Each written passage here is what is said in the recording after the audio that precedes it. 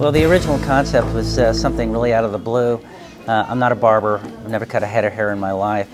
I was on a business trip and I saw a barbershop, not a particularly nice one, but it was in good real estate. And it made me miss going to the barbershop with my dad. My little boy was probably 4 years old at the time, and I really didn't have a place to go with him to replicate the experiences I had with my dad growing up in Tucson. So I noticed that there weren't any kind of barbershops that I wanted to go to in Phoenix. Then I started wondering, where were they? And they weren't anywhere else. Just kind of naively, I took down that path and started figuring out if it made financial sense and how I would do it if I did it. And a year later, out popped this thing called V's. We opened up in Phoenix, and it was slow first couple of months, and then the concept took off, and the same thing that was in me was in many others. They wanted to find a very upscale, authentic barbershop that they could enjoy with their boys or for themselves.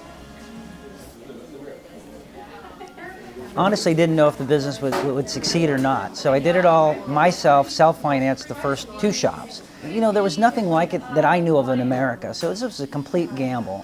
I just had faith in myself, I had faith in the vision. I knew guys needed haircuts. I knew they weren't enjoying getting their haircut up to that time.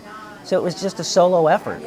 No investors, just a lot of hard work, a lot of passion, a lot of stress, and a lot of desire to succeed. And then also leadership of the barbers. I had to take them along for the ride and have them buy into what I saw, and they did. And that was really the bedrock of V's, is building a culture that everybody enjoyed, patrons, barbers, and certainly myself. You know, in 1999, the country was just gripped by fear of AIDS. And on my bucket list was a shave. And I had satisfied that, but I knew that it was on the list of others. If I was going to build an authentic barbershop, shaving was going to be part of it. Back many years ago, you went to a barbershop and got a haircut and a shave and a shoe shine. And that's the cool thing that I saw. We figured out how to do it safely, competently. I honestly thought we might do a shave a week when we first opened. Nobody was shaving, and it was hard to find barbers who shaved. As it turns out, we do tens of thousands a year. There was a built-up demand that we satisfied. Had no clue about it. It was a wonderful surprise.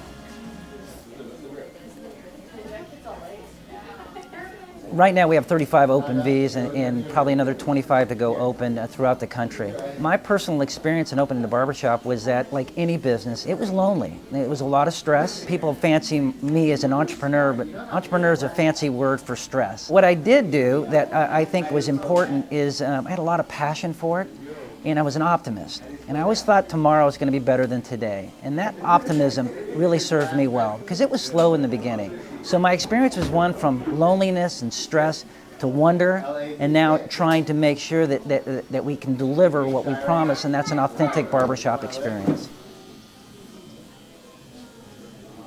I'm a big sports fan, and so one of the fun things I got to do with V's at the very beginning was pick out what goes on the walls. There's an iconic photograph of Muhammad Ali standing over Sonny Liston after he knocked him out.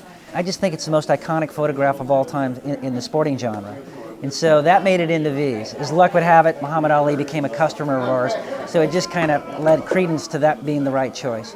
The second one was the Olympic flag. Every 4 years, I get chills when I see the flag coming into the Olympic Stadium during the opening ceremonies. So I went looking for one, found it, loved it so much it became part of the landscape of V's.